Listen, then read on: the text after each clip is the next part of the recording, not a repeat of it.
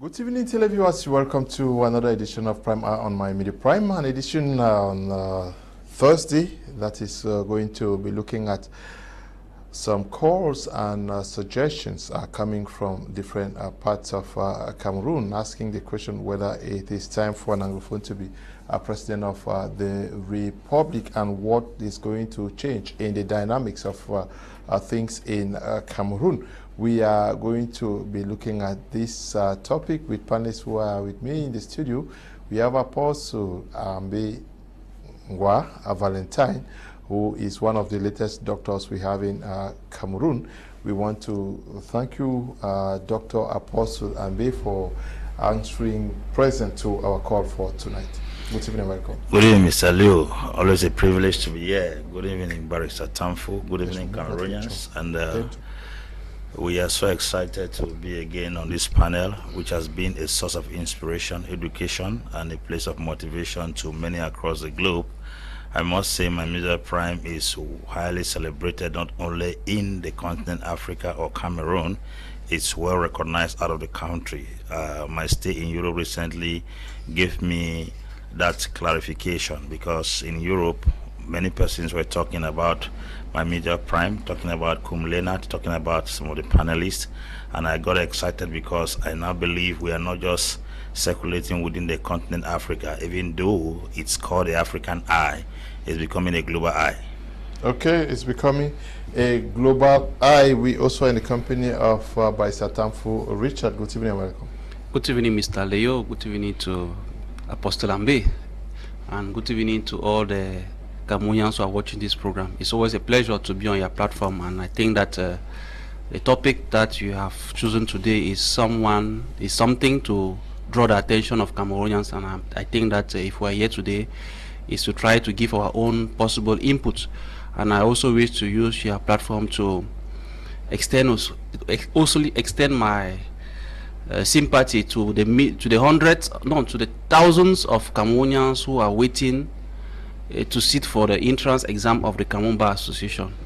We have more than 20,000 graduates from the university who studied law and who thought that after their studies of law in the university they could get access into the Cameroon Bar, but their dreams have been frustrated by the Minister of Justice, who is refusing to launch the exam for now close to 9 years now. So I'm really touched by the situation. Okay, the situation may be very difficult, but maybe the minister also has reasons for not organizing these elections or exams. No, there's no reason, because the law that organizes the said exam obliges him to launch the exam every year in the month of December. Okay. And this is 9 years today, nothing has been done. We also are waiting for the arrival into our studios of Tamfu Richard, who is a fervent militant of the Social Democratic Front. He's caught in traffic. We hope he beats traffic to join us to discuss on this very important topic tonight. But we also are going to be having contributions from Yaoundé, the nation's capital, from the national president of the PAP party, Mr. Nsungkikang Denis, who is going to be giving his impressions on this topic on the discussion this evening. Apostle Ambe Valentine. This has been making rounds in circles for some time now, but nobody is, anyway, Agbobala came up openly some months ago to say that it was time for an anglophone to become the next president of the republic. What do you think about this idea? Mr. Leo, I think it's not a balanced idea. Neither is it an Ambe's idea. It is neither a Tamfu's idea. It's an anglophone idea. It's actually a national idea, because it's not just anglophones that are agitating for an anglophone president. I've seen respectable francophones also see the need for an anglophone to become president as a measure to resolve the ongoing crisis in the northwest and the southwest. And to be sincere, the birth of the crisis was the outcome of marginalization of the anglophones, and I think giving an anglophone president will help to give the anglophones the consciousness that they too also belong, because the marginalization has given them an impression that they are not part of the country they call their own. They are not recognized in the country they call their own. But I think giving them such honorable and respectable position, we give them the consciousness and the awareness, because I think what most Anglophones are suffering right now is psychological.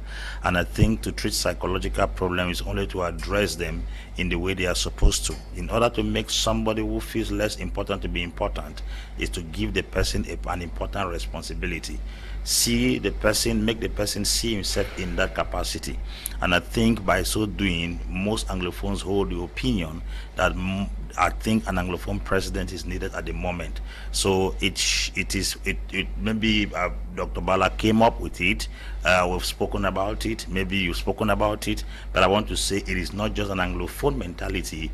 We've heard people like Elimbi Lumbe also spoken about it in Cameroon, and I've seen Francophones also who have spoken in my presence that there is a need for an Anglophone president to give them the consciousness that they too also are part of the governance, the activities, the administration of the country. I think that will be able to restore that dignity, restore that decorum that we have been looking for in this nation. So I think it's no longer a complaint or a yearning, it is a cry, and it's equally going to come as a solution to a problem that has rocked the nation for approximately 6 to 7 years now.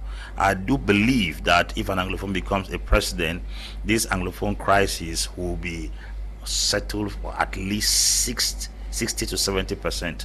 So the idea of an Anglophone becoming a president is welcome and is practically, I believe, is appreciated by most people who are also quiet in their own angles.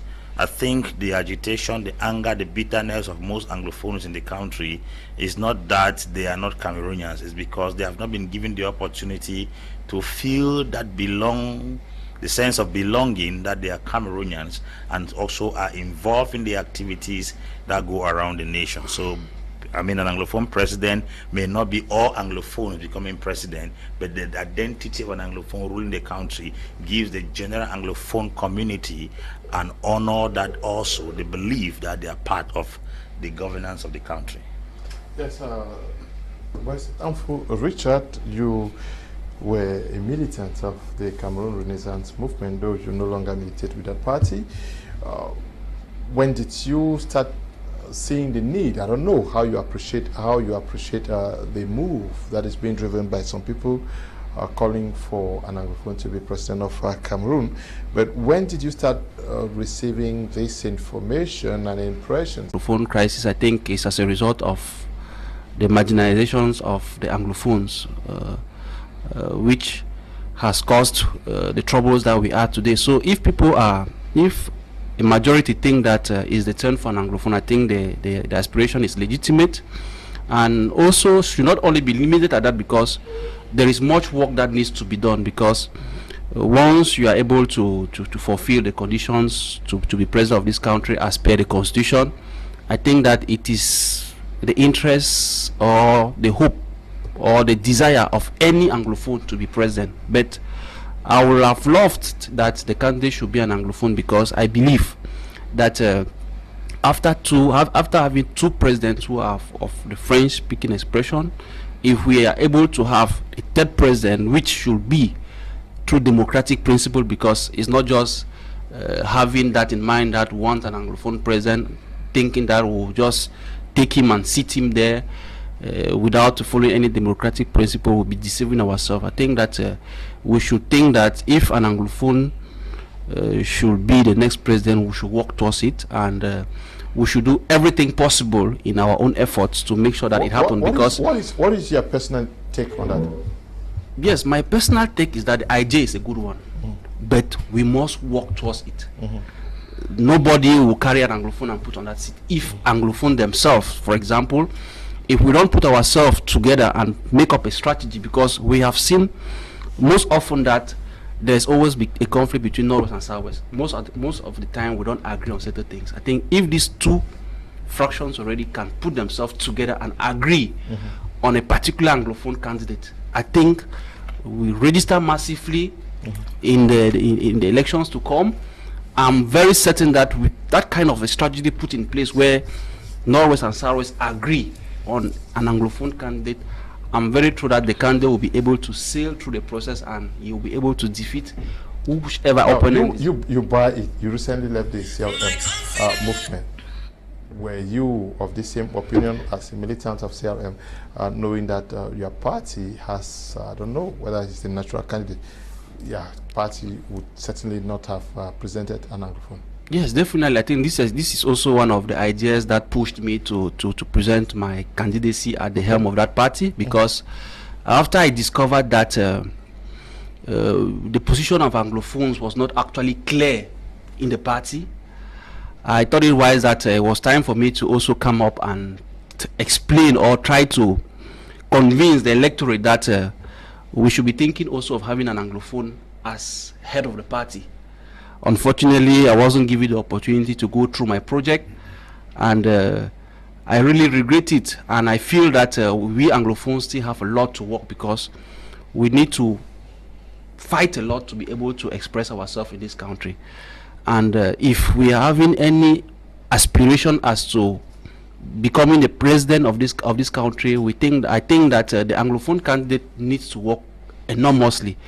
He should be able to try to convince the majority, which are the French speaking, because if in 10 regions you are already able to have 2 regions who are in your favor, I think that what you need to do is to see how you try to convince the other 8 French speaking regions to see that actually it is time for an anglophone. And I believe that that aspiration is not being egoistic, because we have had 2 French speaking president, and if we were in a fair country, or in a kind of equal state, because we have seen in other countries where power rotates. If it is in the north, maybe the next will go to the south. I think that after 2 French presidents, that is constitutionally something should be done in exactly that direction. Let's take a listen to the national president of the PAP party, Mr. Nsungkikang. Tabi Denise also tell us what he thinks about this topic for tonight. Okay, seemingly it's not yet ready, but Eli, please let me know when it is ready. He raised the issue of working to getting this candidate succeed, but we also know that Nijon Frundi is an anglophone. He was almost there, but we also understand that he was working under a banner of Union pour le Changement, if I don't miss it, Union for Change. That is what he... Do we already need to start thinking about if there should be such a person for them to start networking and looking for partners, possible partners across all 10 regions of Cameroon? Of course, Mr. Liu. I once submitted on this platform that the idea of an anglophone becoming a president cannot be by vote count. Okay. It cannot. Politics is numbers. And by virtue of being numbers, Cameroonians, anglophones are disadvantaged in this country. In a country of approximately 26 million people, we have 8 million anglophones. The gap is too wide, about 18 million in difference. So that tells you that in a situation like this, you can only come to power through a constitutional change. This is the reason why we keep saying that the constitution should be amended for a vice presidential position, that in case the president is not longer capable, or the demise of the president, an anglophone can take power directly. I think by a constitutional change, it will be easier for any anglophone to rise. But if you go by vote counts in this nation, it's going to be very, very difficult. This is the reason why we keep saying that the idea of an anglophone becoming a president is very good, is appreciative, but we should go by a constitutional amendment.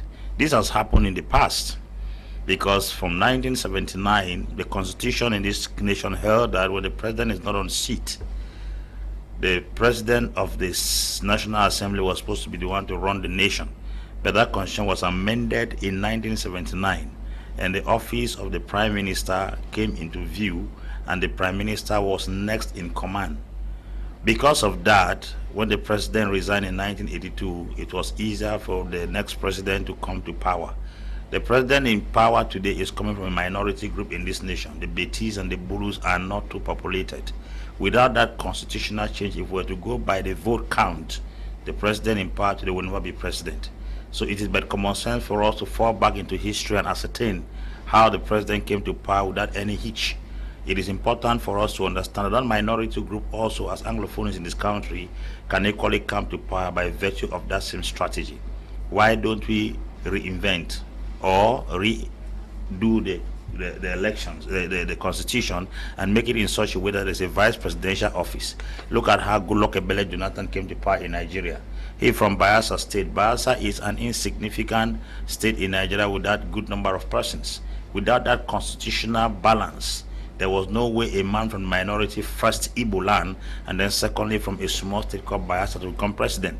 When Umaru Musa Yar'Adua died in Nigeria, it was but not natural for Goodluck Jonathan to rise to the position of president, because the constitution gave the vice president the power. We gave Samiu, is the woman also in Tanzania. She is a Muslim who was the one assisting John Pombe Joseph Magufuli. When Magufuli died, it was easier for her, because Magufuli came to power. It wasn't long then he died. This woman claimed power. After 6 months, Magufuli died. She became the president, and she's been there for the years. By virtue of vote count, being a minority in Tanzania, such a woman will never become president. There are two ways a minority can rule in any nation: either through fraudulence, coup d'etat, or constitutional amendment. Look at the case of Paul Kagame.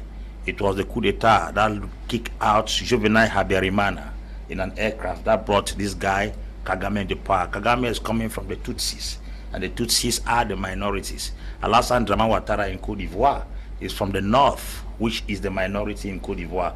Because of the brouhaha that kicked Gbagbo out of power, he was able to find his way. So there are two things that bring minorities into power: either constitutional amendment or coup d'etat. We don't want a coup d'etat in our country, so we think constitutional amendment is the best strategy to bring any Anglophone to power as far as this government is concerned. Without that, going by vote count, I pity any person who is envisaging to become a president as an Anglophone by the ballot box. Yeah, but why don't you believe that an Anglophone like Fundedzit can liaise with the guys of the Grand North, Adamawa, and use the ballot box to win? That's my question. That's a question for me, right? Yes, yes, Mr. Leo. You see, this was supposed to have happened earlier because people still trusted the Anglophones. Okay. At the level we are right now, trust has been taken away. The Anglophone seems to be a threat to the country. And believe me, there is a notion at the back of the mind of every ordinary Cameroonian thinking that almost every Anglophone is somebody who is agitating for secession. And so that trust, that confidence they gave to Frundi when the atmosphere was still serene is no longer there. So I believe only somebody who has been proven and tested, and the constitution guiding him, can be given the opportunity to ascertain or ascend the throne in this nation as an Anglophone. Because as a matter of fact now, Mr. Leo, people are very suspicious about the Anglophones. But the truth is, I think with the constitutional amendment, it will give the person a term limit, and the person will be limited in operating his activities. But now that we are going to vote somebody and is voted into office, I'm sure it's going to be very complicated. So I think the atmosphere right now has breached that trust to some extent, even though I believe that with constitutional amendment, if somebody rises to power, it will be certain for the person to walk out when the time comes. Okay. Let's take a listen to the national president of the PAP party, Mr. Njantabe. Dennis, good evening, and we're glad to listen to you on Prime this evening. It's something that we need to understand, because I know, thank you, Mr. Leo. I'm very happy for this topic. Talking about the issue of an Anglophone president, I want to say that the Popular Action Party has always been advocating for that. We have made several declarations, several outings on the issue of the Anglophone president.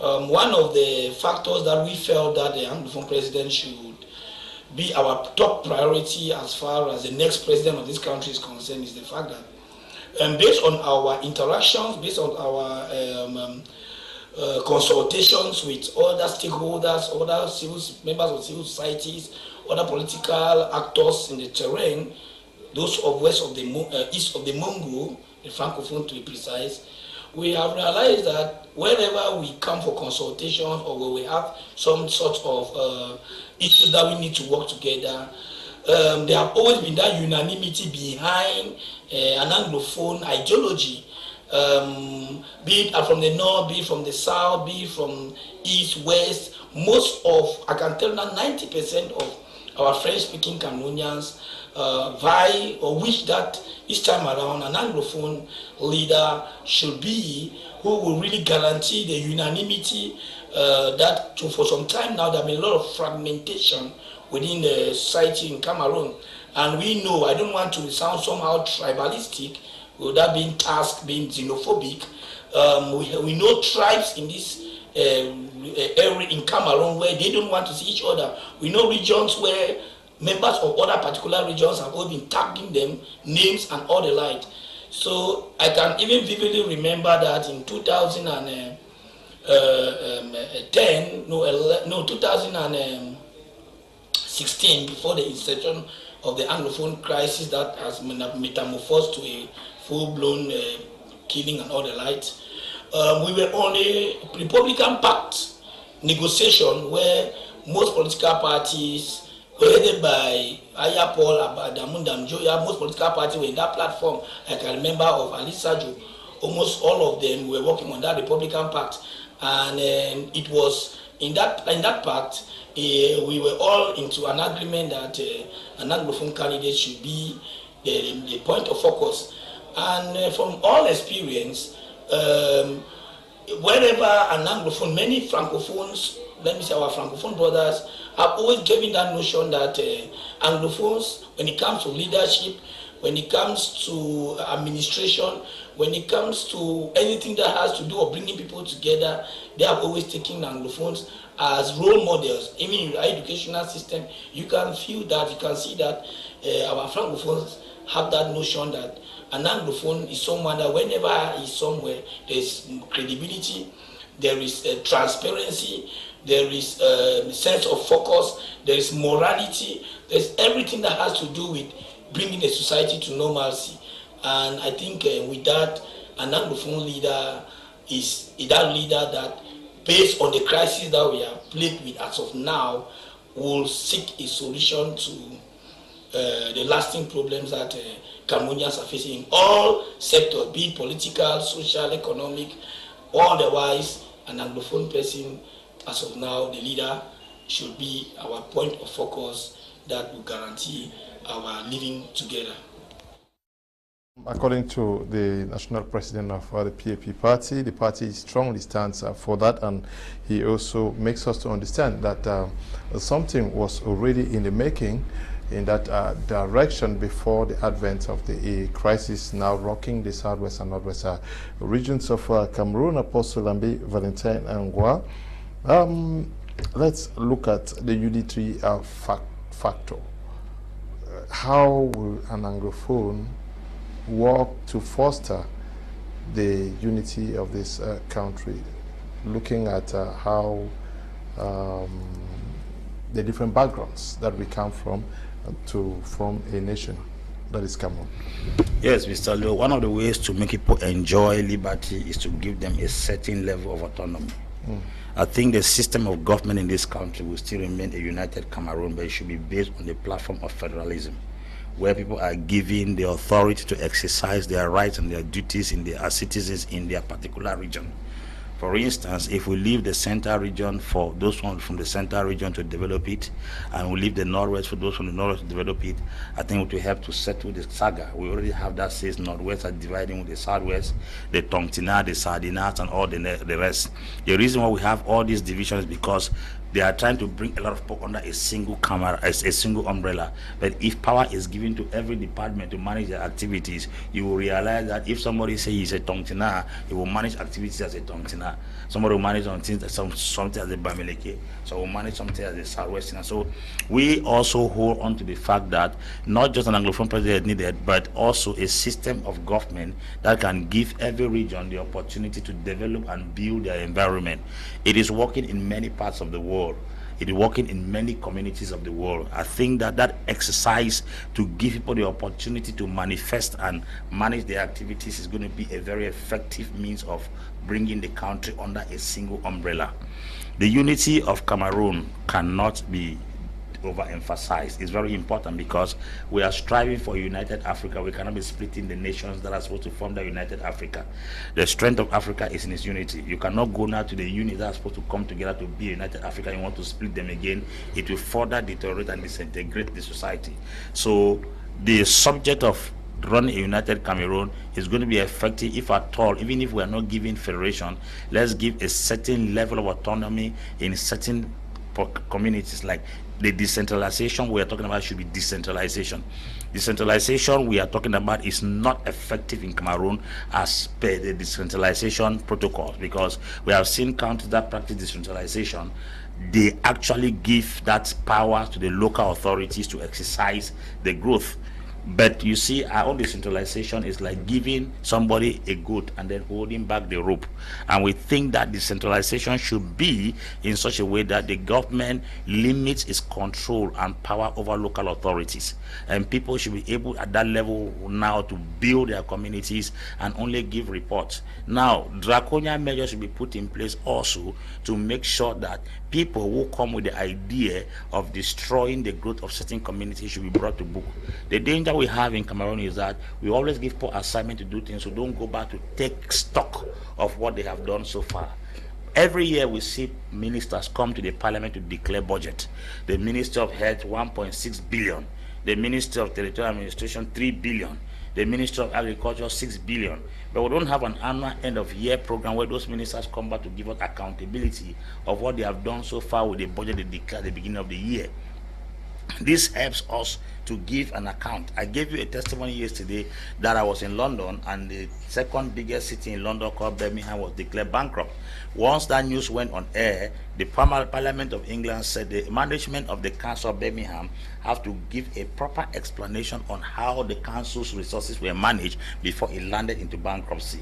That is how we call checks and balances in a country. When this thing is being done, you realize that the development of each region will not cause division and separation. It's because some regions seems to be well developed than others. You see, there are all these Tongtina, Sardina, Bameleke, hatred and here and there. But if all the different regions are growing simultaneously, they will not be fighting. If there's light standby in the center and there's light standby in southwest, South will not be thinking of taking whether you're on the house light or they have light. All of them are enjoying the same privileges. But you see sometimes even in the national exams in the country, some regions will have more people in the exam than the other. That's what is causing that division. But if there is a balance in regionalism, a balance in distribution of power, a balance in growth and development in all the regions, it will be easier for people not to even find out what is happening in the next region. Because I think you only go to your neighbor's house to look for food when there's no food in your house. Okay, you go to your neighbor's house to look for food when there's no food in your your house. lack food in the house. Okay, just write to us telling us where you are watching from. Good evening, Mr. Leo. I'm watching from Batibo. This is Njimujem writing from Batibo. Good evening to you, Njimujem, and to everybody watching us from Batibo. Good evening. An anglophone from CPDM will change nothing. I pray Dr. Ambe create a party or join one of and stand as the anglophone candidate. Ngala is writing from Bamenda. Good evening to you, Ngala. Okay, you want Apostle Ambe to join politics and create a party. Good evening, Mr. Leon. You are panelist. Actually, to my humble opinion, leadership is not very much about ethnicity, tribe, English, or French origin. But setting in place good institutions. Secondly, we lack a cultural orientation, respect for national constitution, respect for one another, and killing that evil ego of greed which leads to embezzlement and corruption. Prince Bile is writing from Berlin in Germany. Yes, but quarters have been talking about this in the backdrop. We have not seen prominent anglophones actually come up to say, I want to be president of Cameroon, except for the Frondis who have been there for so long, the Kawalas, and those we know really. Yes, I think we can understand that because, you know, we are living 7 years of torment in the Northwest and Southwest. People are even scared to express their own political stance. If not, you'll be tagged this and that. So everybody is observing the political scene, and it is very, very dangerous for someone to just come up now and say, I want to be the anglophone candidate. It will either be that you will either supporting or in support of the unity Cameroon, or you become targeted by the separatists. So I think everybody is being prudent, because it's a very difficult decision to take now. We also know very well that a majority of Anglophones have been filled by their elites, and we are still struggling to have those persons who can really represent the Anglophones. So when you look at those who are there now, you can confidently say that there is no one you can trust on, and I think that's why you see till today, even those who already have reached those kind of political ladders are still very skeptical in coming out to put up a declaration. But notwithstanding, I think that is something which is being discussed within the Anglophone circles.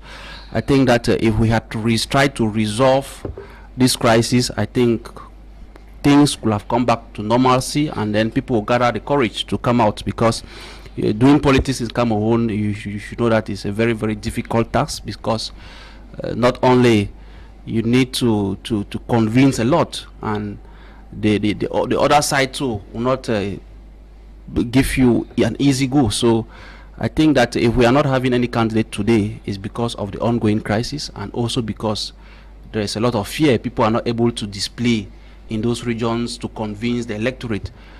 Not everybody feel it easy to travel maybe to the English parts to be able to give his own political agenda, or try to explain what are the reasons that he thinks that he can go in for the presidential seat. So the political atmosphere is not a good one, and I think that that's the more reason why till date we don't here have potential candidates.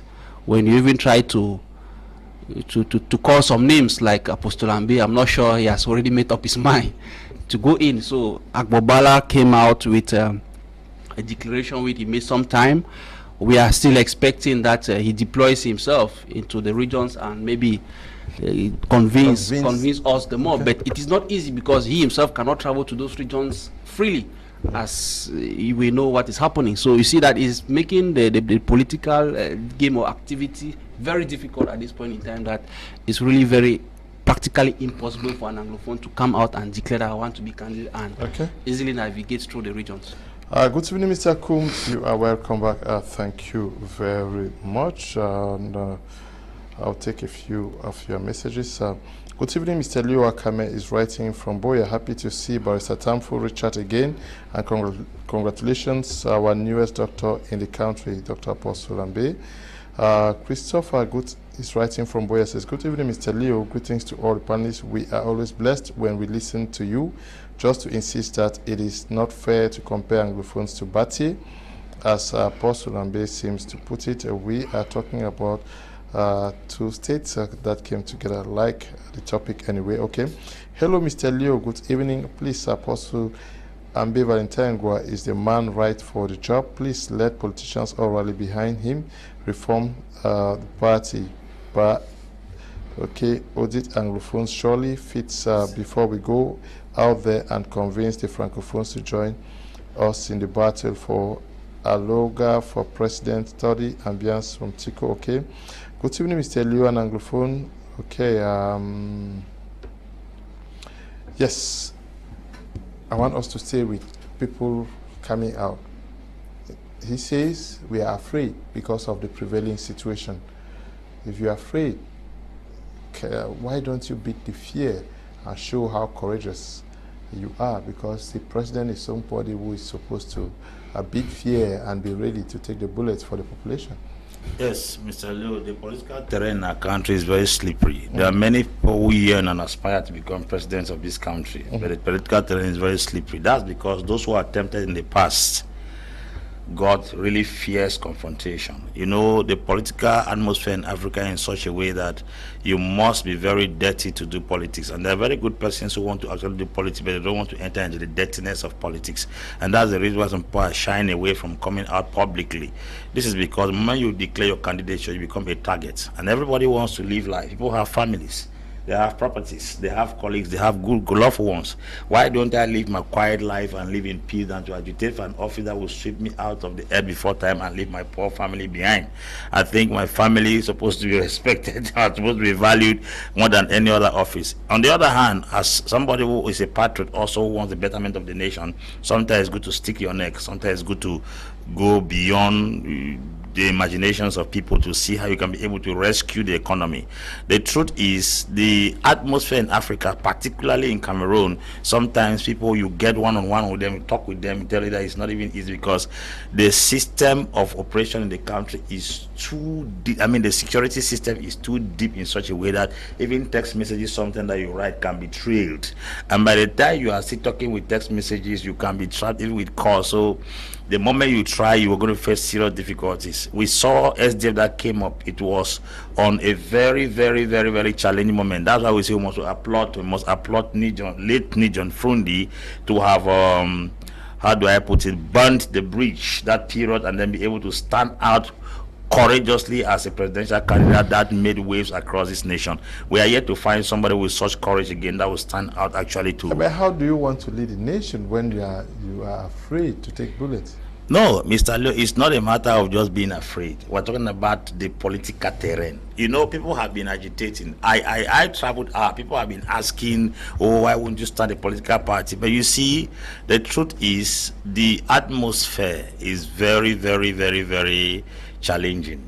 That's the reason why you see most people shy away from the political terrain in the country.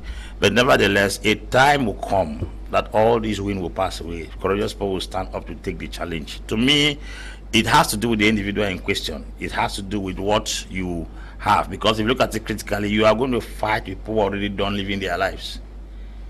You want to fight with men who are already done living their lives. They are done with their destiny. They are done with their career. They have nothing to lose now, even if they die.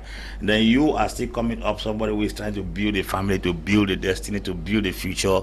And then if you are taken out of the stage so soon, it's going to affect your family tremendously, and maybe your children who are still too. But nevertheless, I just believe as the days are going by, some courageous persons will one day stand up to face the task. Okay.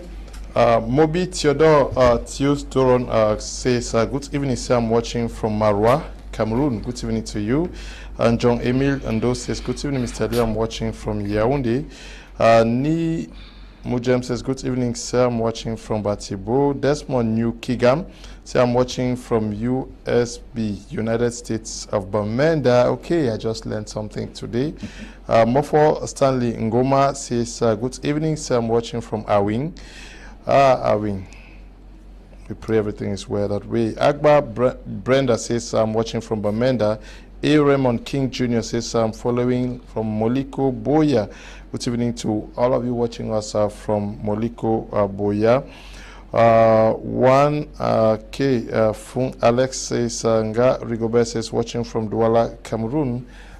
Special good evening to you, Dr. Hanambwa Etonde, who is the Southwest Regional Delegate for Secondary Education. Good evening to all of you watching. Keep on writing to tell us where you're watching from. But we are talking about a possibility for an anglophone to become president, but how do we understand it also the division amongst the anglophone political elite? How supportive have you guys been amongst yourselves? Yes, the truth is that the elites, the so-called elite that we used to have in the days, maybe in the 90s, is not what we are living again today. People that we used to look up to as elite are no more playing the role of elite. So you don't expect them to be having aspirations for the good of everybody. Once they have reached that ladder, and they are maybe only they think about themselves, so they don't more think about coming back to say, okay, we want the betterment of the community. So we are still like searching, trying to sort out those elites that we used to have. But now like this is very difficult because everybody is on the run. People have relocated, people are outside, people are struggling to even live, to eat, to go to school. So we are still trying to nurse that elitic group that used to be in the days of the 90s. So it's really difficult to have that harmonious elite group today, yes, so that you can, all of us, we can say, okay, maybe I'm taking just names, and maybe today we see all of us agree that we want maybe which name I can quickly take, maybe for example Peter Mafani Musonge, for example. Today we are not seeing them. We don't see those kind of personalities against in those regions because nobody is there. Everybody is afraid. People are not able to freely express their political ambitions, because once you come out to say, okay, I am carrying this aspiration, you either become a target, either from the separatist group or from the other opposition or from the other ruling party. So you see that it makes the atmosphere very, very difficult. It's not more conducive as it used to be. So we are still like trying. For me, I believe that we are still trying to identify our various elites. Who is that voice that can stand today to say, okay, I can carry the aspiration of Cameroons? At times when you even see somebody who has that capacity, once you tell him that, okay, stand, the person will tell you, please, I'll tell that, you tell automatically he shies away and tell that no, he wants to see his children grow up. He does not want to get himself involved. So you see, politics.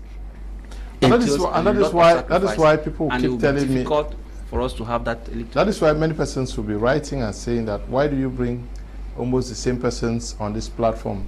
My brothers and sisters watching, it's difficult. You call 100 persons, everybody says, I want to see my children grow, so I don't want to come on TV so that I am not targeted. So it is actually very difficult to get persons to come and talk on TV. If you think that you are good at analyzing issues like they are doing, just contact me after the program. Franklin says, good evening, I'm watching from Total Aboya. Oh, I missed that place. The good soya behind Total there. Good evening to you. And to my good friend Yanko, who is out there in Boya. Also, good evening, Mr. KUM. What anglophone are not showing up is what was done in the days of the former president. Okay, that was taken, okay. Good evening, Mr. Leo, watching from Modele Village, Menchum Division with my mobile phone. I love your program. Betek Cyprian. Okay, thank you. You're watching after Befang. Okay, good greetings. I'm Tambe Rex, watching from Complex Marwa, Far North region. Good evening to all of you guys watching us from the extreme north. Good evening, Mr. KUM. Welcome back from Toronto. No, I was in Ottawa. Only 2 people can carry out campaign as a president in the 2 English-speaking regions without a problem. Apostle Ambe and Far Evis Tayong, according to my discussions with the population. Rene, writing from Pinin Village, neighbor of Santa. Okay. This one says, good evening, Mr. Leo and your panelists. I'm an active follower of your famous program, Prime R. Thanks very much for empowering us through your numerous impacting topics. Courage. I'm watching from the land of the rotten chimpanzee, Ebolova, the south region of Cameroon, Prince Noko Boulevard. We are glad to read from you always, and happy to know that you are always watching the program. Are you very comfortable with the fact that everybody is shying away, Apostle Ambe Valentine? Why, if everybody is shying away, then who should Anglophones be looking up to now? I'm not comfortable with the fact that everyone is shying away. For instance, I'm one of the persons who has had the highest backlash of shying away from politics. A lot of persons challenge me, inbox, attack me, and tell me that they always use a famous quote that evil thrives when good men stay quiet. I said, but I've done my effort by even coming on air to share my views. They say it's not sufficient. I should take a bold step to do this and do that. The truth is, as much as I'm not comfortable that we are shying away from that responsibility, the truth is the stakes are very high. One has to be very tactical. One has to be very careful when you step into the political terrain. There are countries, if you step into politics, even if you do not win, you may leave. But not this other one. This one is that you might not even win and you will not leave. The issue is if we don't win. This is not very frightening, what you are saying. It's not frightening. I'm just being factual. We have had presidential elections since the 1992 till date. Who has been killed because they attempted the presidential elections? That who has been killed because they attempted the presidential elections? Yes. Well, almost all of them. And the few who have died would die of natural causes. Then tell me who has been eliminated. How? What's your proof that they die of natural causes? What's your proof? Who died immediately after a presidential elections? No, you must not die immediately after a presidential election. Immediately you even show interest that you want to become a presidential candidate, you become a target. We are talking as Cameroonians. The truth is, what I was saying is that if at all you do not win, at least you should stay alive. I said here once that we don't do politics in Cameroon. What we do is witch hunting, bigotry, enmity, hatred. Because I think in politics we're supposed to have rivals, we're supposed to have enemies. There's a difference between a rival and an enemy. A rival is somebody who is challenging you in a field, knowing fully well that you can win and he can win. An enemy is somebody who does not want to see you exist. If we had political rivals in Cameroon, it would have been nice. We'll have political enemies. People are looking for means to eliminate you, even if you have not won any elections. As a matter of fact, they will move you out of the game before the elections day. That's what we are talking about. If lives were preserved and votes were stolen, if lives were preserved and people could go freely for elections, it would have been better.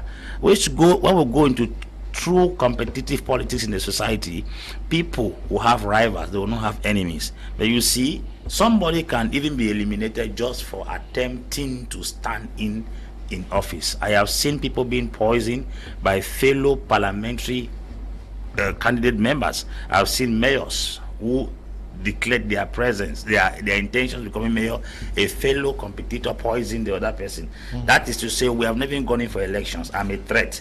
The bad thing is that within political parties, if you and somebody are contesting who will stand for the office, you are also at a risk, because your competitor can eliminate you for him to remain the only candidate in place. That's what we are talking about. Not in places like... But those are the risks. They also go with wanting to become the president of the republic. If you were to become a driver today, Apostle Ambe Valentine, you will know that any time on your way to Douala or Yaoundé, you may be faced with an accident case by a driver who either is drunk or irresponsible. If you're to become some girl who is serving in the bars, there are risks that go with becoming a bartender. If you were to become a lawyer like Barrister Tamfu, there are people who are after your lives now. Of course. Defending cases that are won against them. Exactly. So what are you saying, Apostle? Yes, Mr. Leo, that one is certain. Those are cases you are calling that are very, very, how do I put it? They are isolated. After the life. Isolated. Yes, they are very isolated cases. After your lives. Yeah, I said they are very isolated cases. It's very risky to do. They are very isolated cases. Apostle Ambe Valentine, we know of pastors who have been poisoned, so many of them. Of course. That others that are eliminated physically. Of course. Why are you a pastor? Why don't you resign? Because it's also there are threats on your life. Okay, let me answer your question. Yes. I've said earlier, you have mentioned isolated cases. Most of the cases you have mentioned, they are isolated cases. Even those killing presidents. I've asked you to name those who are killed because they wanted to become presidents. How many persons? Mr. We Leo, know of the Estandangs. It's not. We know of the Jean Jegas. We know of all these people. They're still living now. The Kawalas, they are all still living. Frundi just died recently. He's there. Adamu Damjia died. The wife is there. Mr. Leo. Yes. Like I said earlier, you are trying to force this word in my mouth. What you have mentioned here are isolated cases. You are also mentioning isolated cases. I'll ask you that. Of the 20 persons we know have been running for presidency, how many have been killed? Which means that if one died, it means it's also isolated. Because the majority are still living. The issue is most of the people who died are not made public. We know all they are not. We know those who have attempted to be presidents in this country. They are not made public. Apostle Ambe, 2011, we know those who attempted to be president of the republic. They're there, except Fundi, who is dead, and Prophet 24. Yes. Yes. And then 2018. No, Prophet was 2018. But 2011. We know these guys. When you say we don't know you know the persons who have attempted to be presidents of this country? We know the person who attempted to be president. How many of them are dead? Mr. Leo, let me learn now. Okay, go on. I'm putting you on the hot seat. Yeah, you are putting me on. I will answer you. You are speaking. Let me speak. First and foremost, let's not go start counting names, because if we start counting names, people may think that we are trying to poison the mind of aspiring young politicians in the country. There are many things we are going to reserve to ourselves in order not to damage the psychology and the mindset of those who intend to join politics in the nearby future. Because I have been referenced in most occasions that I'm taking my thing on television. I did not know how they eliminated Frank before kingship. You see, people are indexing me. They're indexing me using Frank, which is very delicate. And we have seen other persons in this country within the cycle. I'm talking about the dangers of the political terrain, not just you aspiring to become a presidential candidate. Sometimes within the party, when you want to become a presidential candidate, you are facing challenges. You don't know the battles that Frundi fought as chairman, just being chairman in SDF. You don't know what Kamto is fighting and what he has fought being chairman. You don't even know what President Pobia himself, who is the head of the CBDM political party, has been facing within the cycle of the party. We are talking that the battle is not just with the opposition party, it has to do within the internal circles of political parties.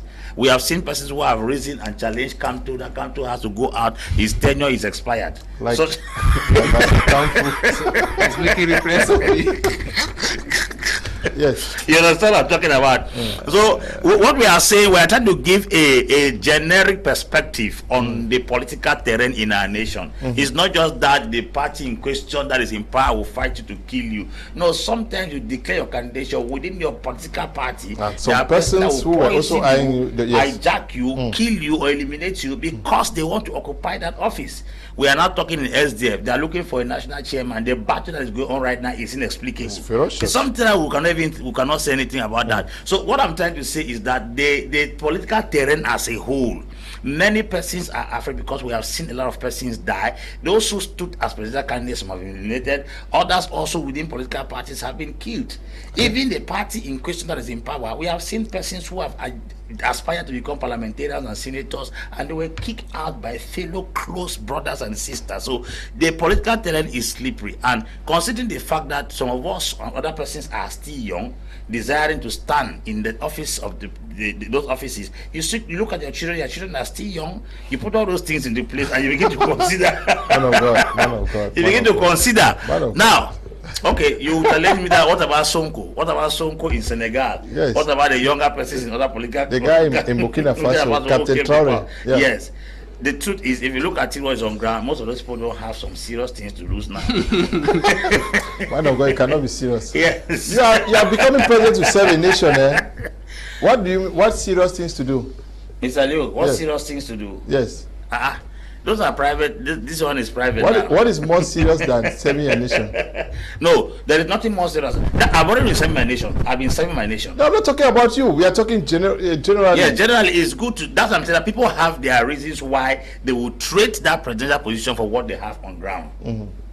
I was talking about Tamfu outside. I said a person like the Ependa Kokada we lost. I said if I were to be in his position, I won't challenge the authority in position. I will not.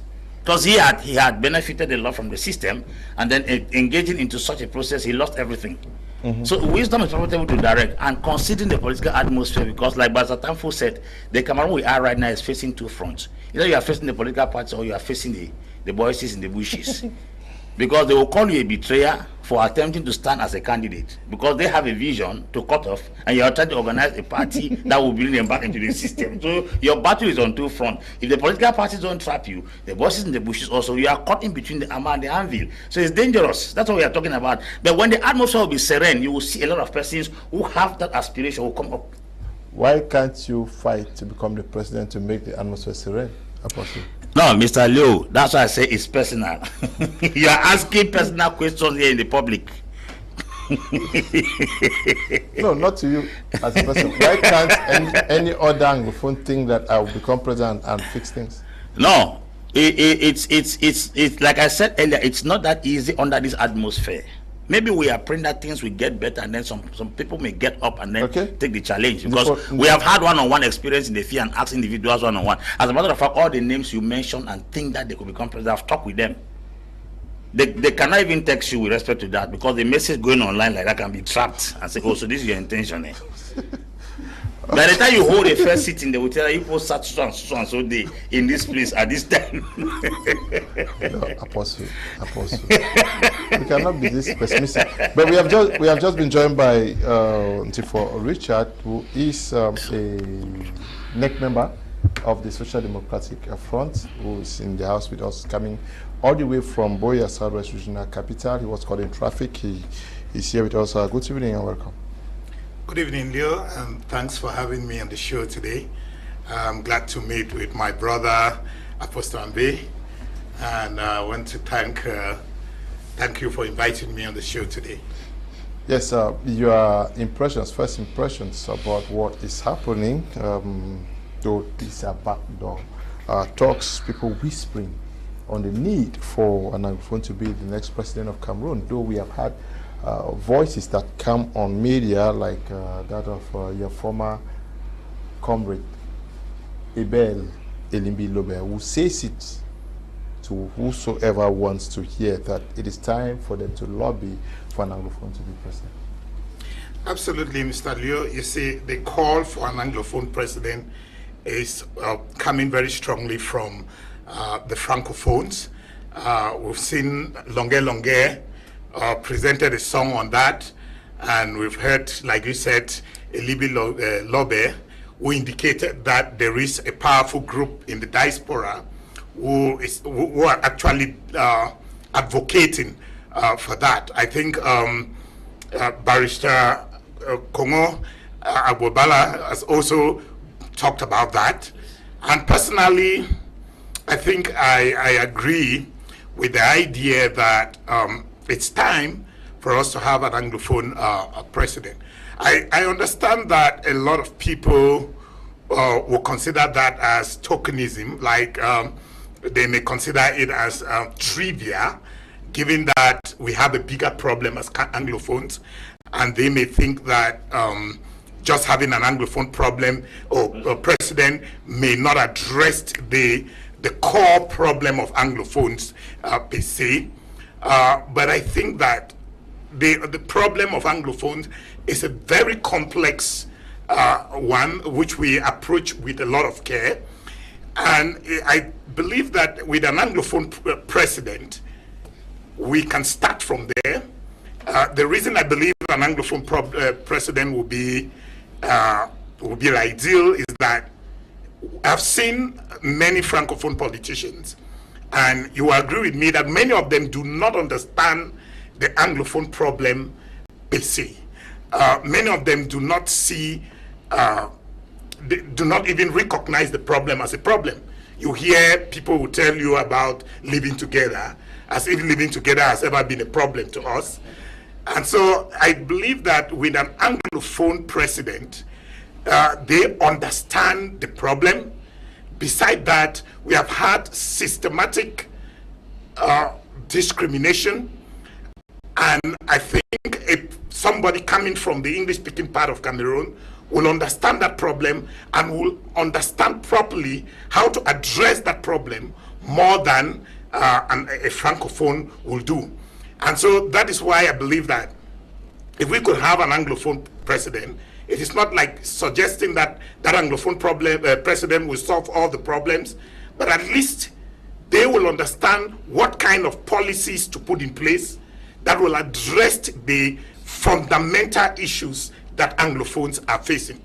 Now, when I just came in, I overheard my brother Apostle Ambe emphasizing the fact that the separatists are creating some kind of obstacle and challenge. I think we have gotten to a stage where every right-thinking Cameroonian, and most especially any right-thinking Anglophone, will agree that secession, as of now, is not a solution to the problem. And even if it is, there is no pathway to secession as we speak. And therefore, if we keep following that course of action, we will just be chasing the shadow. And so therefore, I believe in a pragmatic solution to the problem of Anglophone, one of which is what my party is advocating for, which is federalism. And if you see most of the Francophone politicians, when you talk about federalism, they are skeptical. You see somebody like Kamto, several times he has been faced by the media and asked about the form of the state, and he changes his position as many times as he meets a microphone in front of him. And so therefore leaves me with the confusion as to whether he seriously believes in federalism. The idea of federalism that sometimes he mentioned, to me feels like it is just a political catchphrase that he wants to use to lure maybe Anglophones to support his party, but he doesn't really believe in it, because if you believe in something like the SDF does, they have been persistent and consistent since 1990 about the idea of federalism, and they have come out even with a draft constitution, proposed constitution on federalism as how they want it to look like.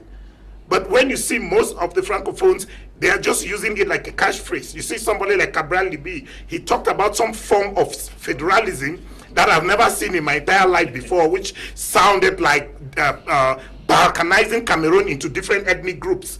And so therefore, I believe very strongly that with an Anglophone president, he would not only address the Anglophone problem, but address the governance issue that we have in Cameroon. And just to end by saying, Leonard, that by advocating for an Anglophone president, we are not by any means suggesting that anybody who is an Anglophone could just be voted in as president simply because he's an Anglophone. Okay. We are talking about a competent Anglophone as president. Okay. Good evening to you, guys. I very much appreciate your program. Mr. Leo, I'm watching from Bamenda. My 4. Munjo Esther writing there. Hamzi France CFA says, good evening, Mr. Leo, watching from Noni Subdivision, Bui Division. Festus Ngakum says, good evening, sir. No lights in my area, Mendong, Yaoundé, capital city. Okay. Fane Smith Ndang says, you don't turn back for country where. Okay, good evening to you, Smith Ndang. Shu Abongwi says, watching from Betua. Ella Fonbin says, good evening, Mr. Leo, glad to have you back on set. I'm watching from Loom. Nicole Ikane says, from the ancestral land of Bakosi, Bangam, good evening to you. Mugu Sonia says, oh, good evening, Mr. Leo, watching from Yaoundé. Apostle-elect creator. Greta says, good evening, house. I'm watching from Bomaka Boya. Chance Kebi Bright says, watching live from Kumba. Pena Felix says, I'm watching from Awing. Shejusin says, good evening, Mr. Leonard. I'm watching from Boya. Moliko, okay, keep sending your messages, especially where you are watching from. But now, Apostle Ambe Valentine, now, to become president of the Republic, you need the endorsement of a political party. Do we see this happening in any of the political parties that you have, that conscious move to wanting to endorse an Anglophone to lead, because that's the sure way to become the president of the Republic? That's one other challenge. We need some mobilization within the party circles. That's one other challenge we have in this country. The endorsement of political parties. Most of the political parties are so egocentric. Most of the political parties are so self-centered in such a way that they believe that if it is not done through them, it cannot be done. I think Cameroon is at a point right now that we need a savior. We don't need a politician. We need somebody that can come to rescue us from the clutches of what we are going through right now. Because to me, I think the best person we need right now, being an Anglophone, is somebody who can be able to tackle the economic, the political, the social crisis we are going through. But you see, some persons are saying that if it is not them, then it cannot be anyone else. We are not in a position of looking by a political party. We are talking about Anglophones. Anglophone is not a political party. It's an extract of a people in a particular country. Whether the person is coming from southwest, northwest, from which part of the country, the issue is that we need an Anglophone that can be able to handle what we are going through right now. If we narrow it to political party, the person that may even rescue us may not be in the existing political parties. That's the truth. The person that may rescue us from the crisis may not be in the existing political parties. So how do we find that credible anglophone? I think we should be able to go back to history, ascertain the accomplishments of individuals as anglophone who are elites, because there are many successful anglophones who are not into partisan politics. Let's look at their character, look at what they have done so far, look at their accomplishment, look at their credibility. They can say, okay, for the sake of this particular situation, we will now want you to, because since political parties are the legal pathway for us to endorse a candidate, you come into this political party, take up this responsibility because we are seeing you competent and fit. This is exactly what happened in Sierra Leone before Yahya Jammeh was kicked out of power. Political parties came under a coalition and a particular individual was selected. As a matter of fact, many of the political leaders threw away their sentiments because they knew the nation was at a crossroad that either they solve the problem or all of them perish. So at that level, everyone dropped their ego, their pride, dropped their ranks, reputation, and political sentiment. They selected somebody who was competent to handle. Adama Barrow was a treasurer in his own political party. So when these political parties came together, the head of the Adama Barrow's party was locked up in prison. That was when they selected him. When they selected him, they said he will come to power and last for 3 years. After 3 years, they will now conduct free and fair elections. That's how political party rallied behind him. When he came to power, because of that, Yahya Jammeh was beating the elections. Go to Niger, this Bazoum of a man who was kicked out of power. 14 political parties came under a coalition to make sure that that guy was kicked out. These are political parties with leaders who have their own followers, but they decided to drop their image, prestige, pride, chairmanship, and then choose to endorse an individual to confront. Because why? When times get very difficult, all political sentiments and reputation and offices should be dropped. Cameroon is at a crossroad right now. Recently, teachers have not been paid for long, and children are going to school. Teachers are not paid. No, teachers have been paid. Not their teachers bonuses. Are not going to school. My child is going to lycée. My child has not been attending classes. Yeah, not that they are not paid. This is a teacher. Oh, why are they not going to school? No, not that they are not. It's areas, not that they are not paid. I do not think. Son of God. Hey. I do not think civil servants, teachers who are civil servants, are not paid. Maybe they are newly recruited teachers from ENS who are still waiting their salaries, and they have not been paid. It has not been paid. Yeah, but well, to the best of my understanding, there are old teachers in school who have not been attending classes. No, it is areas. It's OTS. It should be something else and not. If you are a teacher, you should be able to educate us. Because my child has. That's what I'm telling you. I'm telling you that there is no civil servant who is a teacher who has gone to the bank and has not received his salary. So why are they not attending classes? Well, it should be an issue of maybe grievances of the teachers, which include payment of maybe arrears. Or okay, that's not advancements and that's not a subject for today. Yeah. So as I was trying to explain, this political party, let's put our sentiments aside and our reputation and prestige. Let us look for a competent anglophone. We have anglophones we have mentioned, many of them. We have the likes of Dr. Christopher Formunyo, we have the likes of Reverend Nonchon, we have the likes of Akeremuna, we have the likes of Osi Joshua, we have the likes. Who is this competent person? To me, a leader should not be discovered in office. A leader should be discovered with your daily activities. You don't need to be a leader to be effective. A man that has governing principles that guides his life as an individual will do well when he's given an office. That's why I said if somebody can work well at the council, micro leadership, he can manage a nation.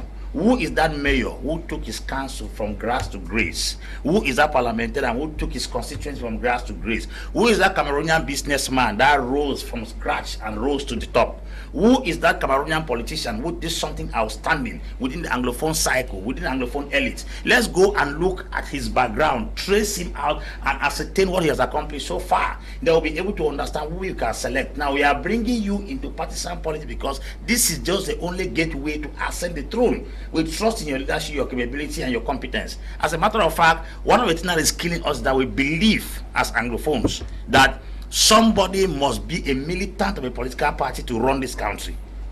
That's what the trouble is. Which is the constitution. That is constitutionally, you must be a militant of a party to. But I tell you, in terms of leadership, it should not be like that. But how do you become president? That's what I'm explaining to you, that constitutionally, we have caged ourselves with the constitution. There are situations where leaders are born. In the Cameroon we are right now, we need a situational leader, not a partisan political leader.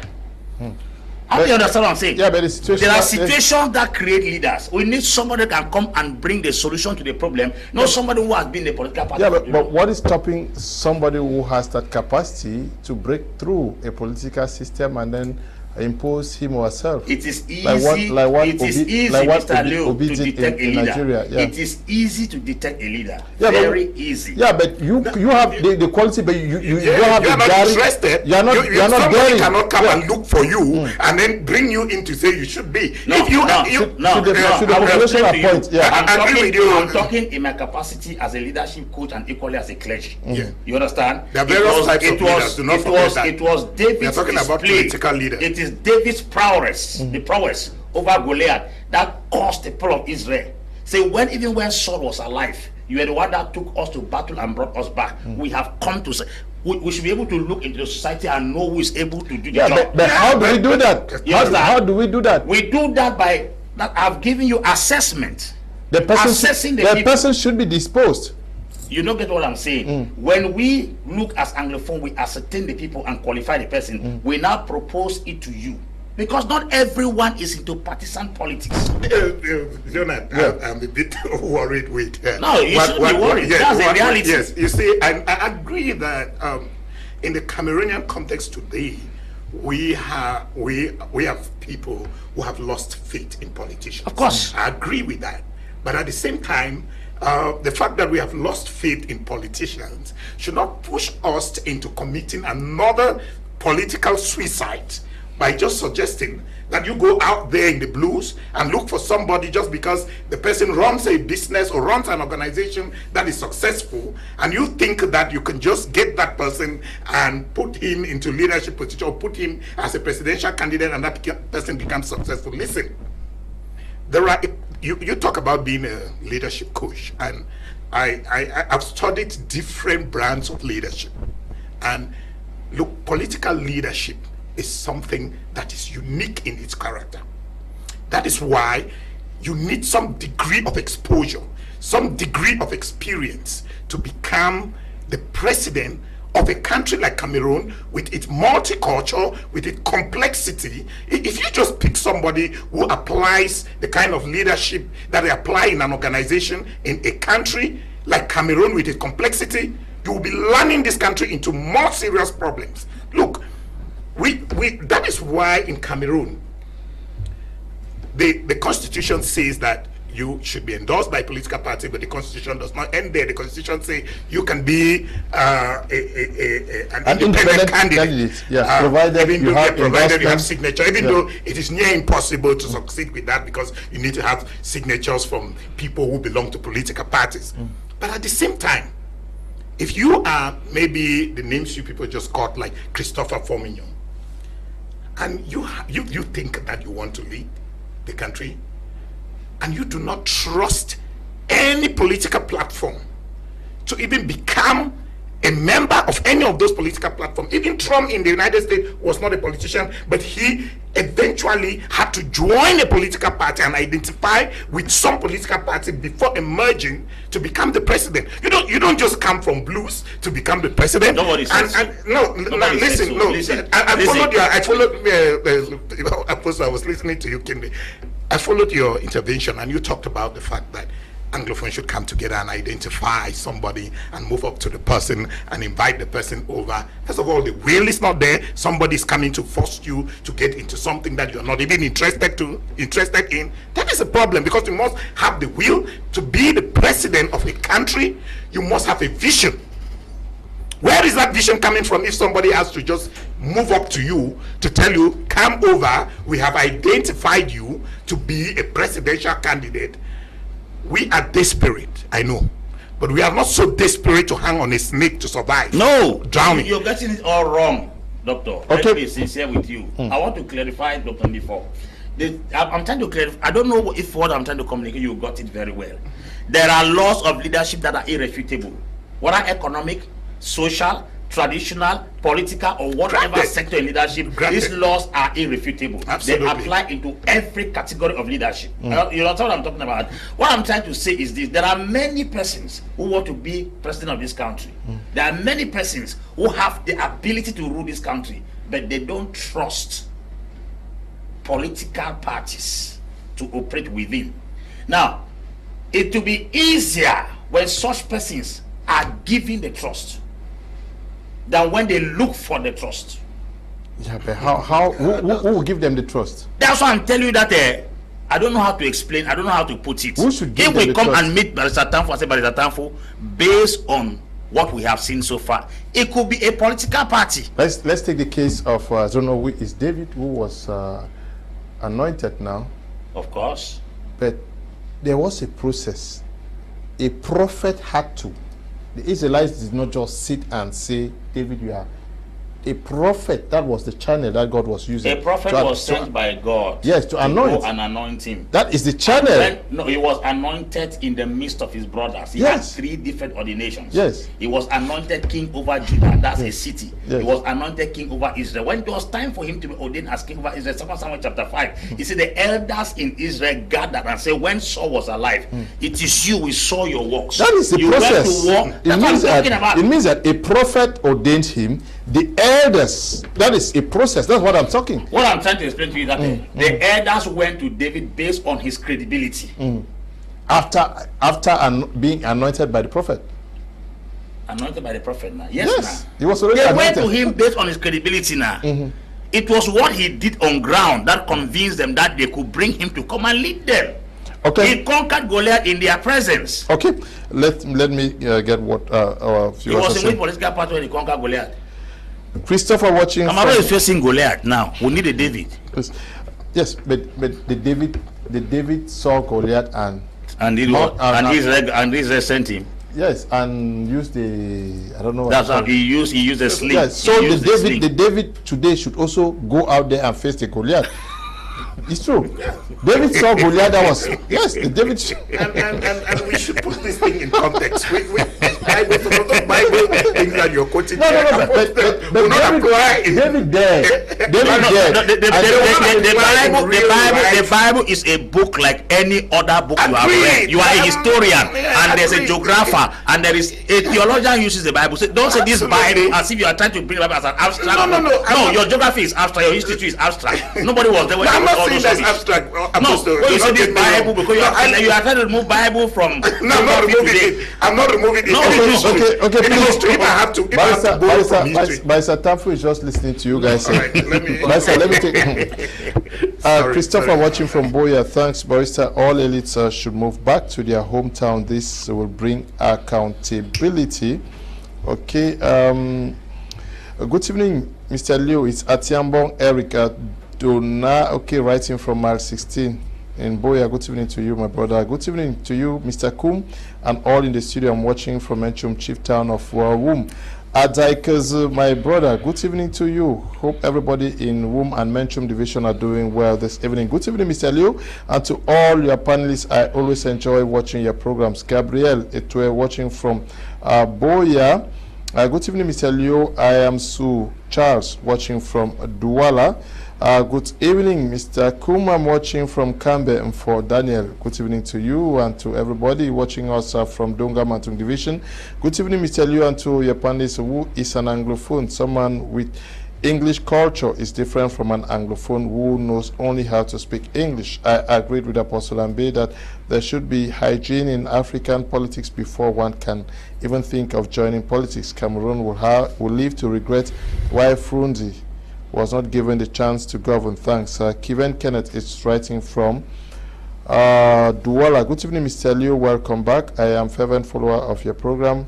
For Mara Derrick watching from Cape Town, the Green City, chief town of Meme Division. Good evening, Mr. Leo. I'm ready to vote for any anglophone to become the president.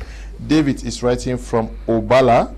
Okay, Lista Montana is watching us from Yaoundé. Lista, extend our greetings to your mother. Good evening, Mr. Leo and the level-headed panelists. Mr. Leo, the political atmosphere right now in Cameroon is scary and risky. Good evening to you. Daisy, writing from Kumba, says, good evening, Mr. Leo, and to the panelists. It's an interesting topic. Having an Anglophone president can only change current things if he or she can really be out to work for the interests of the people. Okay, Daisy, good evening to you. Esther, writing from Kumba, says, good evening, Mr. Leo, and to you all in the house. Very interesting topic. Yes, let's take a listen to the national president of the PAP party, and then we continue with our discussions out here in the studio.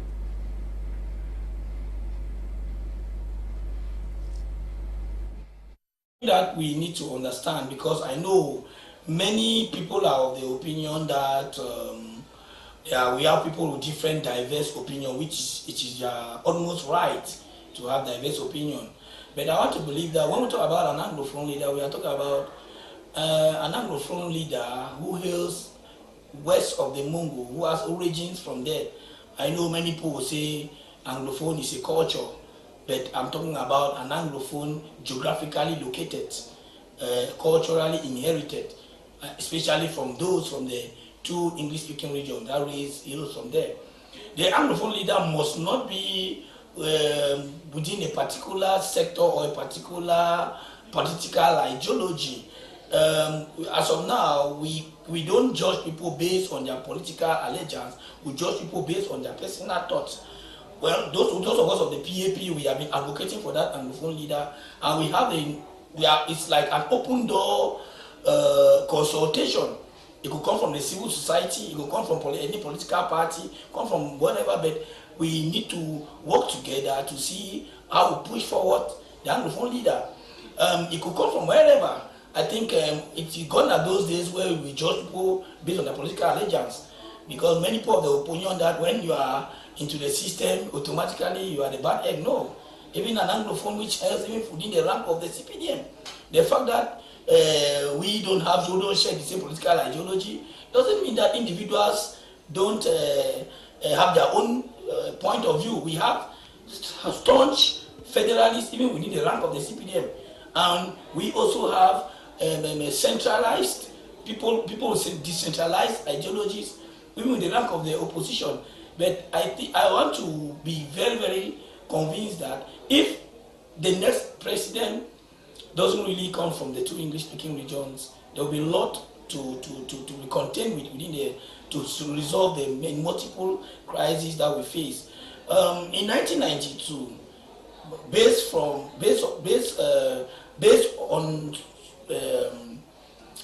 credible sources, I mean, we have had people, renowned political stakeholders, who declared openly that John Fundi of the SDF, the late John Fundi, may so rest in peace, won the elections, and majority of the votes were even from the French-speaking zones. He had a lot, even in Yaoundé, even where the president casted the president by the president Paul Biya, who was the incumbent by then with Fundi, even lost elections in where he casted his vote. So it is not a matter of presenting the ideology. I can still remember that there was one time that we had in 2016, 2017, before the unfortunate detention of Justice Ayapol. We were working on that platform where we met a lot of stakeholders in Douala, even members of the GCAM. We did a lot of consultation, and all of them were of the aspect of an Anglophone president.